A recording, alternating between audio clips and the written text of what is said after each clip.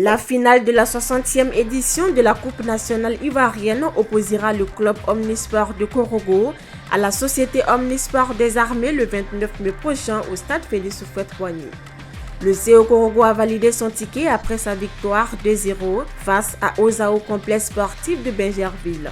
Tidiane Diabaté, héros du match, s'est illustré avec un doublé inscrit au 3e et 55e minute de la première période.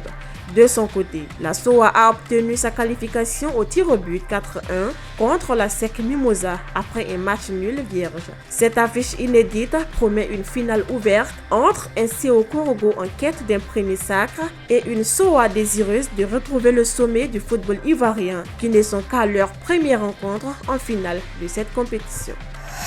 Le 20 mai 2025, Bonaventure Kalou, président de la commission centrale des arbitres de la FIFA, se présentait face à la presse pour dévoiler son ambition de faire de l'arbitrage ivoirien une référence. Un an après, la situation est peu reluisante de l'avis de plus d'un observateur qui souligne un recul du niveau des arbitres ivoiriens au regard de leurs récentes prestations. Dernière sortie en date, à l'encontre du sifflet ivoirien, le préparateur physique de la SEC Mimosa qui a dénoncé une parodie d'arbitrage. Une situation face à laquelle Alessandro Copolani a évoqué la possibilité de porter plainte auprès de la CAF pour l'ouverture d'une enquête. Face à cette levée de bouclier, le président de la commission centrale des arbitres de la FIFA envisage réagir très bientôt selon nos informations.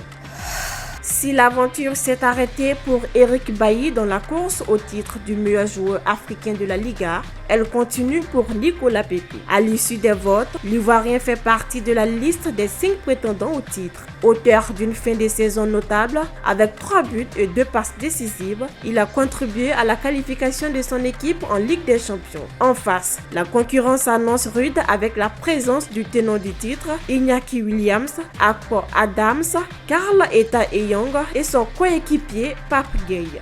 Le lauréat sera annoncé lors d'un événement spécial à Lagos, au Nigeria, le samedi 23 mai marquant la fin de la saison de la Liga IE Sport. Championne d'Afrique dimanche dernier à Accra, Mabundu Kone a triomphé au meeting international de Savona le mercredi 20 mai dernier. La sprinteuse ivoirienne a pris la tête du 200 mètres à Savona avec un temps de 22 minutes 76 secondes, devançant Edouane Succès 22,79 secondes et Olivia Fotopoulou. Après une période creuse due à une blessure, la triple médaille africaine est désormais prête pour la saison. Pour rappel, elle avait lancé le nouvel exercice lors du meeting Gabriel Tiako à Abidjan où elle avait fini à la 2e place sur les 100 et 200 mètres. Le week-end dernier au Canada, le partenariat entre Sublime Côte d'Ivoire et Alliance Montréal a officiellement pris forme lors d'une rencontre de l'équipe canadienne de basketball disputée en présence de M. Assemon Aurelio, directeur du Bureau du tourisme et des loisirs pour le Canada. Lors de cette rencontre, le logo Sublime Côte d'Ivoire figurait sur les équipements de l'équipe ainsi que sur les panneaux publicitaires du stade. Une visibilité qui illustre le renforcement de la collaboration entre le ministère du Tourisme et des Loisirs et Alliance Montréal en attendant la signature officielle du partenariat. Avant la Coupe du Monde, c'est bien de passer en famille pour prendre les bénédictions. Et cela, Yann Diomandé l'a bien compris. On ne doit pas l'attaquer de manière brutale. Il faut le protéger.